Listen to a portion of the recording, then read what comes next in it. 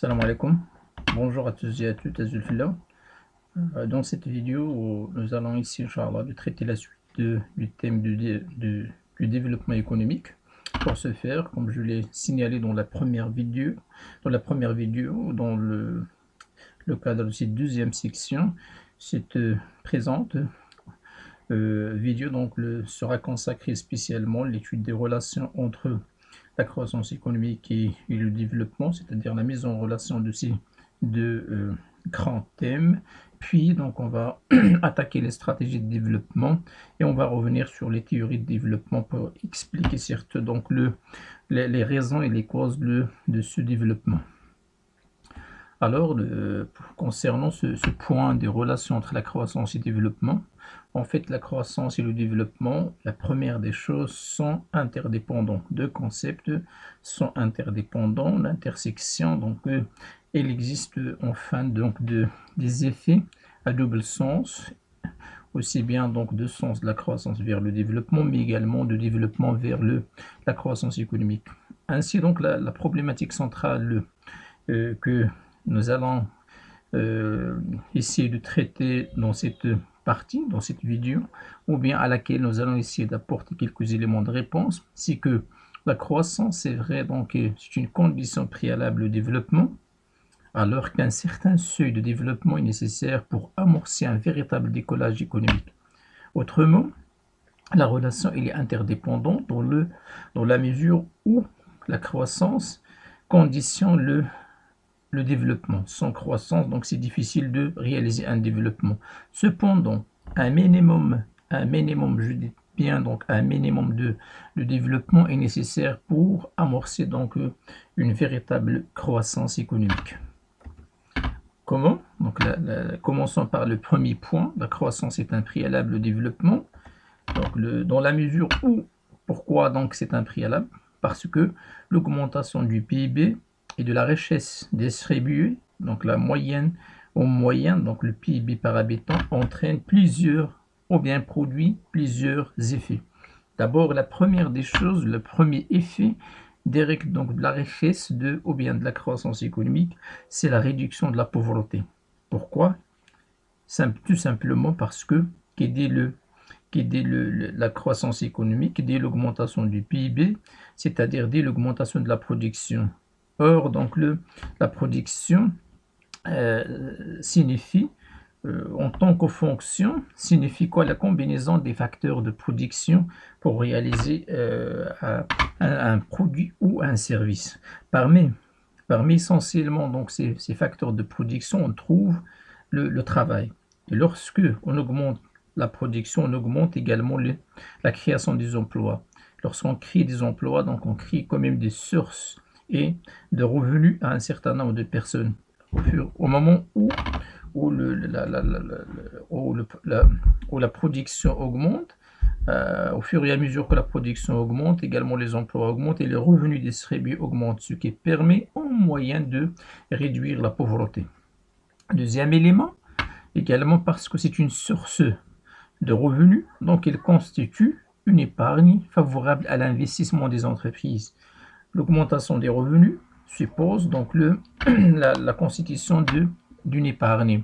Surtout dans le cadre, on a vu ça dans le cadre de la théorie keynésienne, s'il existe un déterminant essentiel de l'épargne, c'est bien évidemment donc le revenu. C'est le revenu qui explique en fait l'épargne.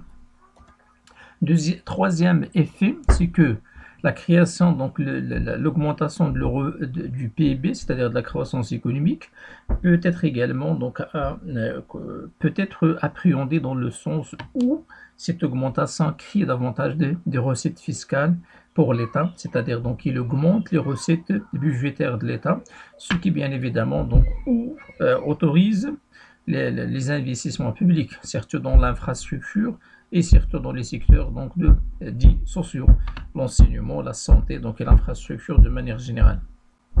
Voilà donc le premier sens de la relation. Cependant, malgré ces effets positifs, la croissance ne produit pas nécessairement le développement du bien-être individuel. Pourquoi? Donc si on réalise la croissance, bien évidemment, donc il faut cette relation pour que la croissance produise les effets dont on a parlé et d'une manière importante et d'une manière donc très efficace, donc en fait, cette réalisation est conditionnée pour qu'elle pour que la croissance conduit au développement du bien-être individuel. Donc il faut quoi? Donc la première des choses, il faut voir et réfléchir et repenser le mode de la répartition de la richesse.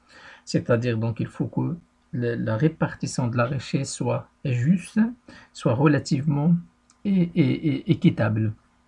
Sinon, la croissance économique sera donc profitée généralement par une élite bien réduite, donc une élite, une minorité de la population qui accapare donc toute la richesse, donc et laisse les miettes pour les autres. C'est-à-dire donc comme ça, donc on finit par des inégalités qui se creusent, des inégalités graves et élevées, ce qui est normalement contradictoire avec la réduction de la pauvreté.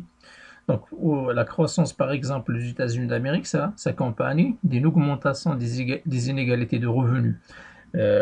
Donc, la preuve ici, c'est l'étude qu'on a vue dans le cadre de la croissance économique de Robert Gordon, qui a noté comme quoi dans les pays, donc surtout l'Amérique, les États-Unis d'Amérique et les pays de l'Europe, parmi les vents contraires à la croissance économique, c'est le creusement, c'est l'augmentation des inégalités.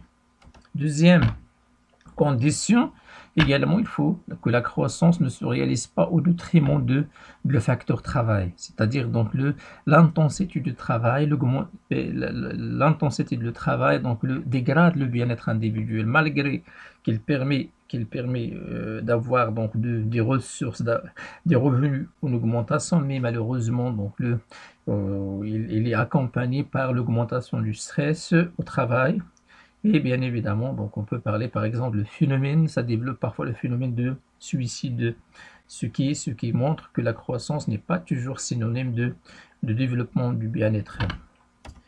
Troisième élément, si la croissance ne se réalise pas dans un cadre dont il y a un respect des libertés humaines, donc la croissance n'a pas de sens, ne permet pas d'atteindre sa finalité qui est le développement du bien-être individuel. Donc on peut noter ou bien avancer comme exemple la Russie par exemple et la Chine, malgré que dernièrement, donc à partir surtout des années 90, donc ils ont connu donc une augmentation, donc pour la Russie à partir des années 2000, pour la Chine depuis les années 90, donc ils ont connu donc un décollage économique important avec une croissance importante, mais les libertés humaines sont remises en question dans ces pays. Alors maintenant, le deuxième sens de la relation, c'est la croissance peut conduire au développement économique à condition à ce que le mode de la répartition soit favorable, l'intensité du travail également et le respect des libertés humaines permettent également donc de favoriser cette corrélation positive entre la croissance et le développement. Cependant, un minimum de développement est nécessaire pour amorcer de la croissance. Certes, donc on parle ici de la croissance endogène. Dans la mesure où l'investissement public, par exemple en capital humain, éducation, santé, autorise les transformations de la structure des emplois. Donc c'est la seule voie qui peut permettre, qui peut assurer donc une transformation dans la structure des emplois, mais également dans les mentalités. On a le capital humain, son amélioration peut faciliter donc des transformations, des mutations positives dans les mentalités des personnes, mais également socialement parlant. Comment donc il change la structure des emplois? D'abord par type de qualification. Les investissements de le capital humain améliorent donc les qualifications. Et donc, également, il améliore donc les qualifications par secteur d'activité, phénomène de tertiarisation de l'économie. Le développement conduit donc à l'émergence le tertiaire, à la domination le tertiaire de l'économie. C'est ce qu'on va voir avec Colin Clark, certes, dans sa théorie donc de l'explication du développement par le poids des secteurs d'activité, les trois secteurs d'activité. Puis, alors donc là généralement c'est la première, c'est la relation entre le développement et la croissance économique et comment le développement permet d'amorcer de la croissance économique, sans oublier que également donc le capital humain, son amélioration, donc il influence très positivement la productivité et donc il permet des gains de productivité importantes, ce qui permet donc de réaliser une croissance intensive. Maintenant, un pied développé, comment, quelles sont les stratégies qui sont possibles pour assurer un développement, pour au moins réduire le décalage de développement avec les pays les plus avancés. Alors donc, de manière générale, la période de ces stratégies, pour contextualiser en fait la naissance de ces stratégies et l'existence de ces stratégies, commence d'abord par la période. À partir de la seconde moitié du 19e siècle, on a commencé à assister donc à des stratégies, au développement des stratégies qui assurent donc qui peut permettre d'assurer un développement économique et social. Les fondements de ces stratégies sont liés généralement au contexte diplomatique de l'époque, commercial mais également idéologique de leurs époques respectives. Choix du libre-échange contre maintenant le protectionnisme. Est-ce que il faut favoriser davantage la présence de l'État ou il faut que la régulation soit assurée uniquement par le marché, dans le cadre de l'autorégulation du marché. Également, est-ce que il faut s'inspirer de la théorie libérale ou bien keynésienne, sinon parfois même marxiste. Donc là, ce sont les fondements de manière générale. Ainsi, on distingue entre eux des stratégies de développement ou bien de l'industrialisation auto-centrée, c'est-à-dire centrée sur les compétences, sur les énergies intérieures ou bien sur le marché intérieur, sinon extraverti. Exemple ici, par exemple, parmi les stratégies de développement, c'est la stratégie par substitution-importation. Ce sont des industries qui visent à substituer, donc à produire localement ce qu'on importe de l'extérieur. Et peut-être on peut assurer donc après, donc on peut on peut passer à la remontée de la filière, pour dominer donc toute une filière et produire localement ce qu'on importe de l'extérieur. Et pourquoi pas un certain temps donc de commencer à exporter. Et il y avait des modèles. Il y avait des modèles qui ont ici quand même donc cette stratégie. Surtout la remontée de la filière, la Corée du Sud, donc il a commencé par la substitution aux importations, puis une fois qu'il arrive donc à maîtriser beaucoup d'industries, donc il a commencé donc à promouvoir ces importations ou bien les importations de ces industries. Pour cette stratégie, donc la substitution aux importations, c'était donc une stratégie qu'on a essayé d'appliquer au niveau de l'Amérique latine, l'Argentine, le Brésil, donc le Chili et les autres pays. Et il y a certains qui ont réussi, d'autres qui n'ont pas pu réaliser donc les objectifs escomptés de cette stratégie. Deuxième type de stratégie autocentrée, les industries industrialisantes, c'est-à-dire donc construire une base industrielle, surtout des industries lourdes. Pourquoi? Pour le faciliter. Les industries industrialisantes, je reprends, consiste donc à construire une base d'une industrie lourde pour produire la matière ou bien les composants et les matières premières pour les industries qui vont arriver donc plus tard. Par exemple, la sidérurgie, la métallurgie. Donc, toutes ces industries sont conseillées, d'accord, dans le cadre de ces stratégies pour au moins donc garantir donc à des industries, par exemple l'électronique, de l'automobile et les autres des appareils électroménagers, donc de trouver de la matière, de trouver donc des composants et de la matière première et des consommables au niveau à l'échelle intérieure. Les pays qui ont appliqué, ce sont généralement les pays socialistes. Et l'Algérie était un exemple, malheureusement, dont on a payé cash et lourd donc ce choix stratégique. Parce que l'Algérie elle a choisi cette stratégie, l'industrie industrialisante avec des usines main, les clés en main, construites par les Russes, l'Union soviétique à l'époque. Mais donc cette stratégie, donc, elle a montré ses limites et son échec, au moins au niveau de l'Algérie. Maintenant, pour d'autres stratégies, d'autres ont choisi un modèle des stratégies extraverties. Donc, c'est ouvert. Donc, ils ont choisi l'ouverture sur l'extérieur et surtout donc de la promotion, de promouvoir davantage les importations, de promouvoir davantage les exportations. Donc, soit que les pays moins avancés ont choisi donc l'exportation de produits primaires, c'est l'exemple de l'Afrique jusqu'à présent. Également l'Amérique latine, malheureusement, donc jusqu'à présent, ces pays-là, donc ils ont fait ce choix. Mais ce choix, donc on l'a vu donc dans le cadre de la croissance et les sources de la croissance appauvissantes, malheureusement.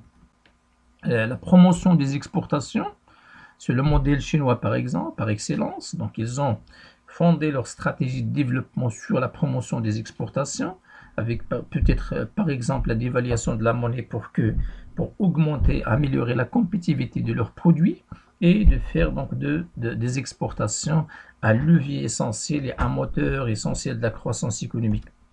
Puis donc parmi également les stratégies, le modèle libéral de l'ajustement structurel, le Maroc est passé donc à appliquer ce module-là pendant les années 83 jusqu'aux années 94.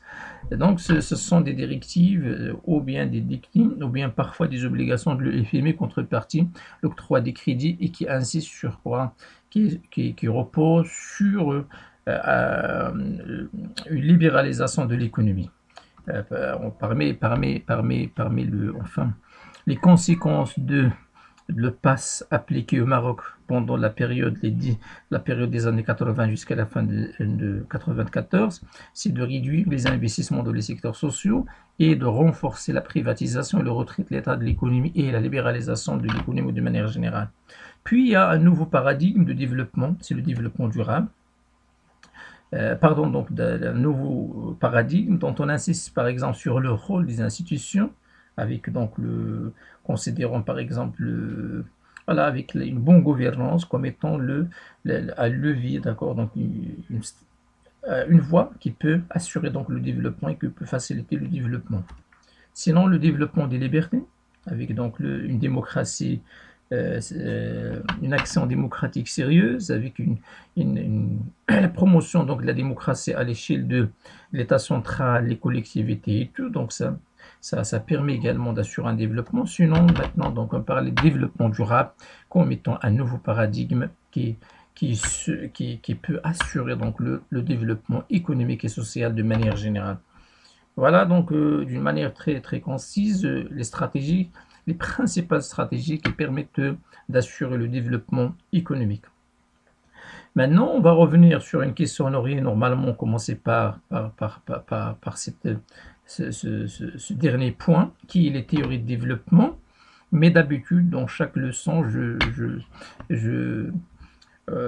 j'opte généralement, je choisis de laisser les théories jusqu'à la fin pour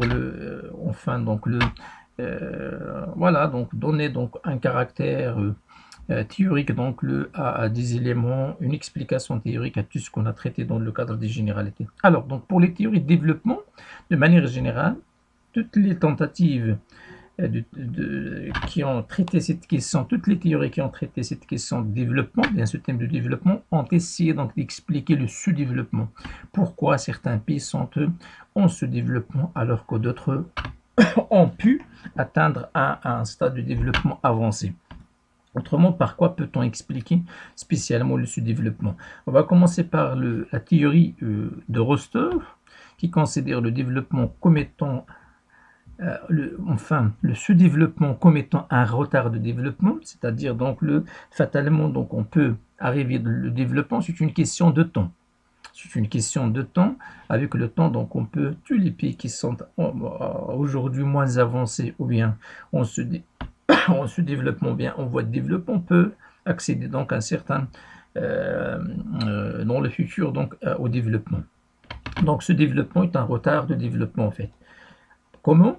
Parce que Rostov, donc, il a développé une vision extrêmement linéaire, mais elle est discutée, hein, de développement en 5 grandes étapes. C'est-à-dire le développement passe par 5 grandes étapes. Chaque pays doit passer par ces étapes-là. C'est pour cette raison, si c'est un pays maintenant est en sous-développement, c'est une question de temps, donc il peut accéder, donc arriver donc à la fin, à la dernière, à la 5e étape avec le temps. Alors, donc, parmi la première étape, c'est la société traditionnelle. On commence toujours par une société primitive ou bien une société traditionnelle. Dans l'agriculture, donc, représente l'épine dorsale de l'économie, mais une agriculture traditionnelle, pardon. Puis, donc, après, donc, les conditions préalables au décollage commencent à se réunir. Et c'est-à-dire donc généralement ici donc un minimum au niveau de le changement des mentalités, également donc le développement par exemple d'esprit d'esprit d'entreprise. Ces conditions sont favorables au décollage, au take-off. Donc c'est pour cette raison donc après donc une fois que ces conditions sont remplies, sont réunies pardon, on passe le décollage économique avec une croissance économique importante. Puis, avec le temps, donc on arrive au stade de la maturité. Dans le stade de la maturité, donc on arrive donc à satisfaire presque tous les besoins et avoir donc un niveau de développement important. Et comme ça, donc on finit par une société de masse. Donc il y a de la consommation de masse généralement parce que tout le monde a les moyens pour consommer et c'est-à-dire donc ça, cette consommation de masse montre comme quoi que on a arrivé à un stade de développement avancé. Pour d'autres, on va voir donc dans d'autres théories ont testé.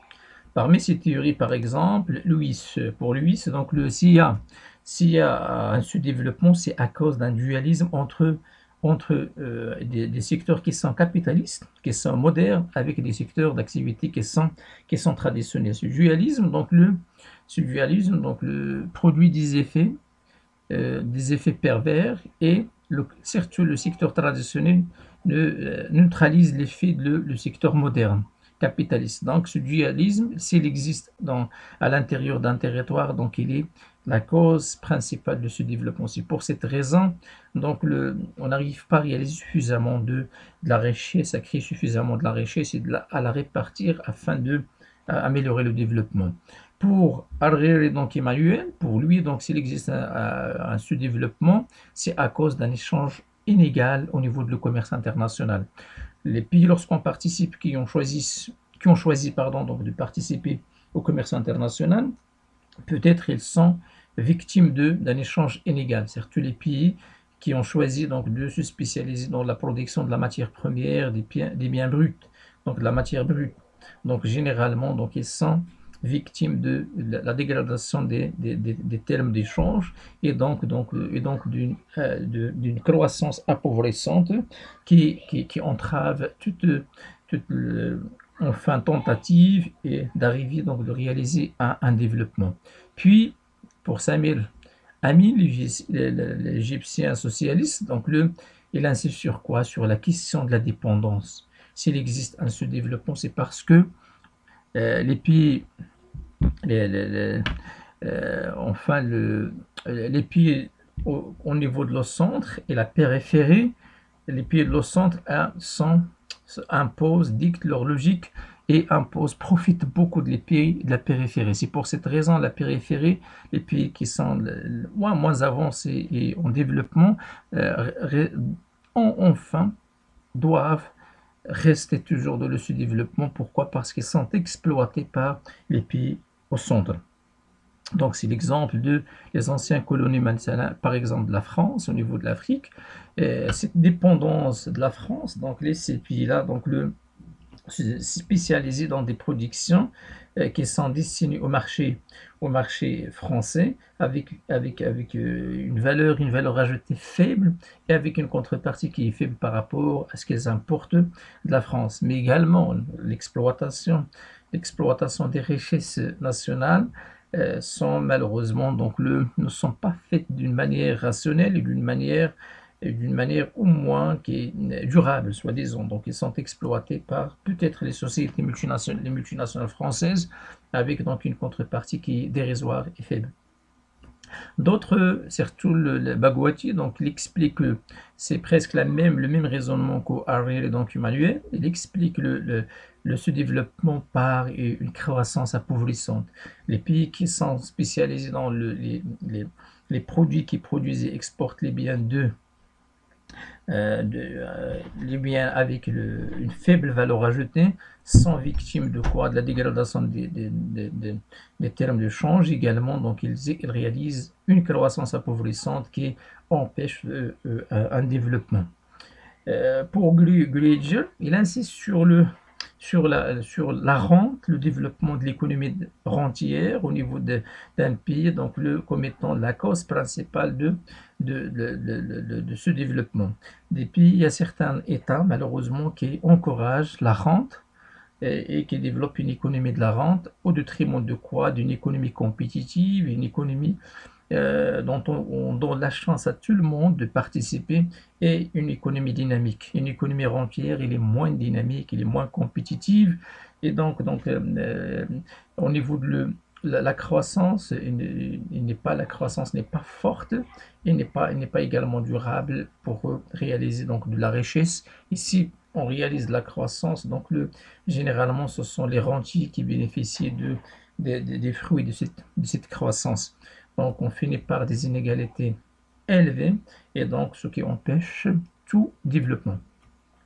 On va reprendre ou bien s'enchaîner avec la théorie de Bouillet, donc il y a May et d'autres qui insistent sur quoi? Sur l'esprit d'entreprise. L'absence de l'esprit d'entreprise dans certains pays explique le sous-développement. Avec donc l'absence de la culture de risque, la culture entrepreneuriale, cette absence, donc ce manque explique donc il est la cause principale de ce développement. Et on va finir par la théorie de Nursk, qui a expliqué le sous-développement par la pauvreté. La pauvreté donc, produit donc un cycle vicieux. Ce cycle vicieux, les pays pauvres, parce qu'ils n'ont pas les moyens, et donc la consommation est faible, le capital humain également, il n'est pas de très bonne qualité, donc ils sont condamnés à rester dans ce cycle vicieux et c'est difficile de s'en sortir, de sortir donc de ce cycle vicieux et parce que donc on risque toujours de la pauvreté, le pauvre donne naissance à des pauvres et on continue pardon dans ce cercle pardon donc qui est vicieux. Donc la pauvreté et tous les pays qui sont pauvres au sens de nul, donc c'est très difficile à ce qu'ils réalisent le développement s'ils n'arrivent pas à sortir donc de cette pauvreté par un moyen ou un autre pardon. Donc voilà, généralement, ainsi cette vidéo prend fin. Dans la vidéo prochaine, Inch'Allah, je vais essayer de traiter le développement durable avec donc un cadre théorique, le développement durable. Voilà, merci pour votre attention. À la prochaine, Inch'Allah.